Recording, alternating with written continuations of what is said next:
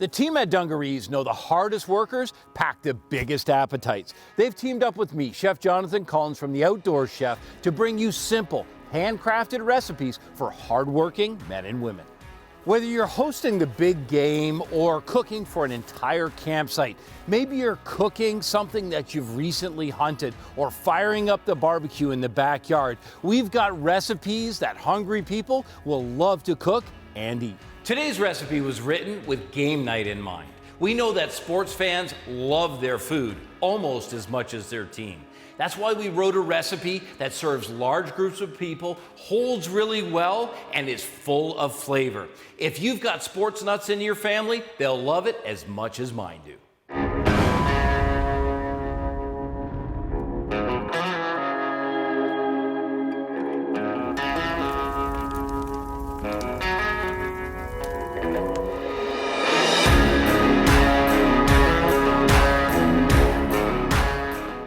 Is all about satisfying the cravings of hungry sports fans. And let's face it, if you can make it ahead, that means you get to watch the game too. I'm gonna make a wild elk chili with cast iron cornbread. The great thing about this recipe is the cornbread can be on the oven with the chili, ready to serve at any time. Doesn't matter if the score is high or low, this recipe will be a win for you.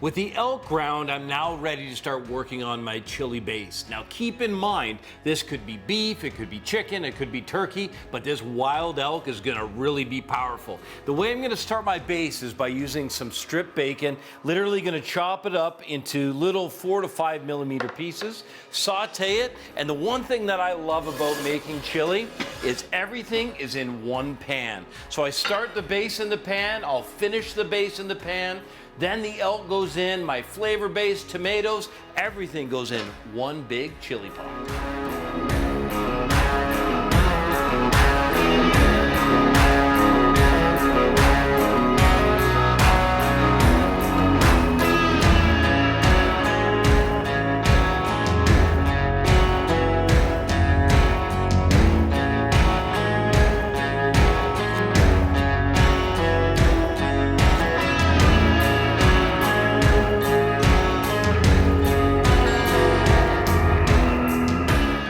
With the bacon sauteed and all the extra fat removed, I can go in with the wild elk. It's really important that that pan is still smoking hot. You can see that incredible color from the elk, and now is the time to season. Keep in mind that the bacon is salted, so you won't need quite as much salt as you would normally, but in this case, you want to add the salt and get that seasoning right at this time.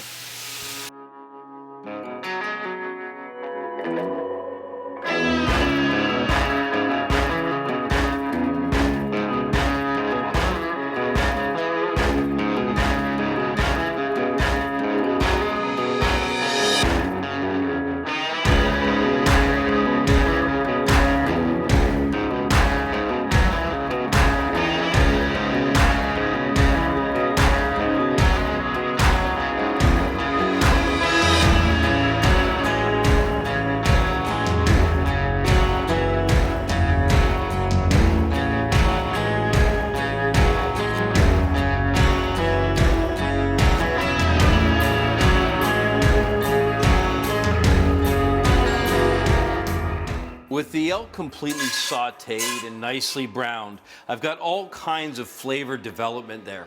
So I've got the elements finished, and now the vegetables are ready. The vegetables back into a hot pan, and the reason that I do this with each one of the ingredients, sure, I could put them all together, but every time I take the time to saute, develop flavor, and add caramelization, what that means in the end is an incredibly flavored chili.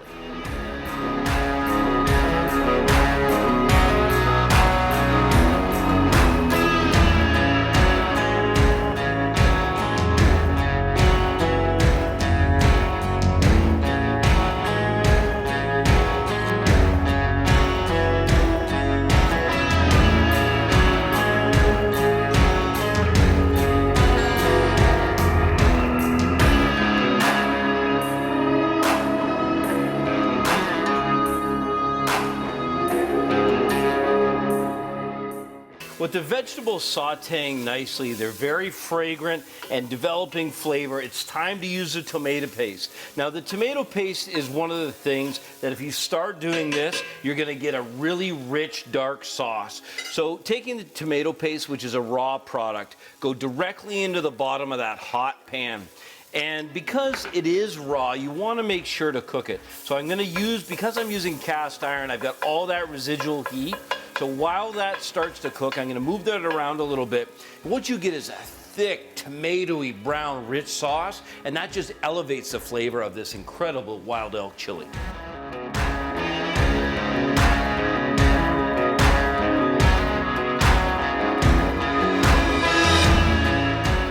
Now, this is when the people in your house are going to come running. The fragrance of activating these spices with the heat is key. Make sure you put it in when the pan is hot, just like this. And what you're creating basically is a little paste. And then all that flavor development on the bottom of the pan, we get that off with the use of beer. You can use wine, but look at this. We're deglazing. And anything that's left on the bottom of that pan, well, let me tell you, it just came off.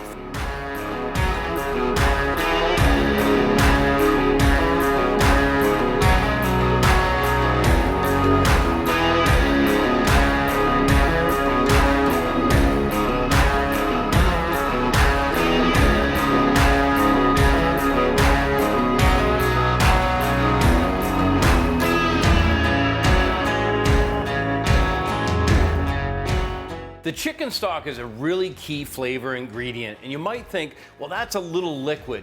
Reduction is the key. So you want to take that amount of liquid and concentrate it. When you concentrate it, you're concentrating the flavor and giving yourself that extra element of flavor that's going to make an outstanding chili.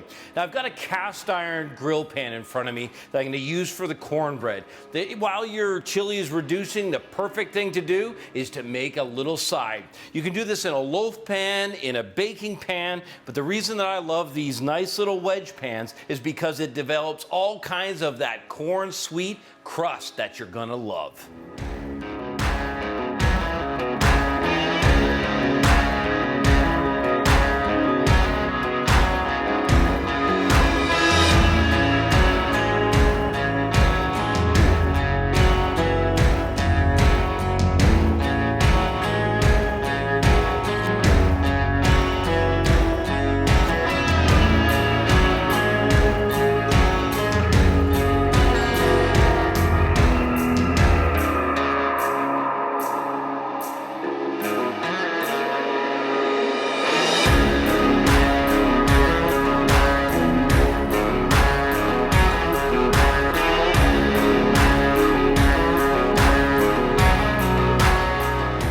My cornbread is ready to go in the oven. 325 degrees Fahrenheit. And one of the things I want to talk to you about is the fact that both the cornbread and the chili can be made ahead of time and can be frozen. So if you really want to get this work done ahead of time, why not make it a couple weeks in advance? I find, especially with things like this chili, that when you freeze them and then bring them back up to temperature, the taste is even better.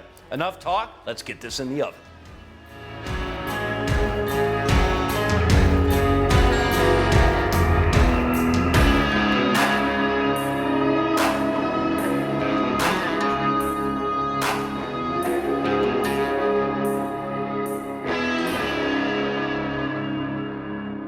With my cornbread golden brown, and it smells so incredible. The corn, the honey, it's amazing.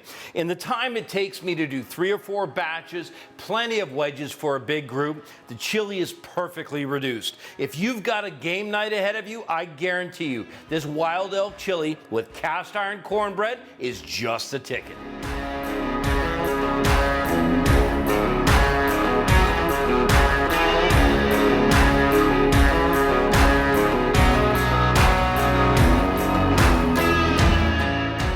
Thanks for checking out this recipe. You can download a printable version of the full recipe by going to dungarees.com/recipes. And don't forget to check out the other recipes in this delicious series. Until then, remember, in the kitchen, slow is smooth and smooth is fast.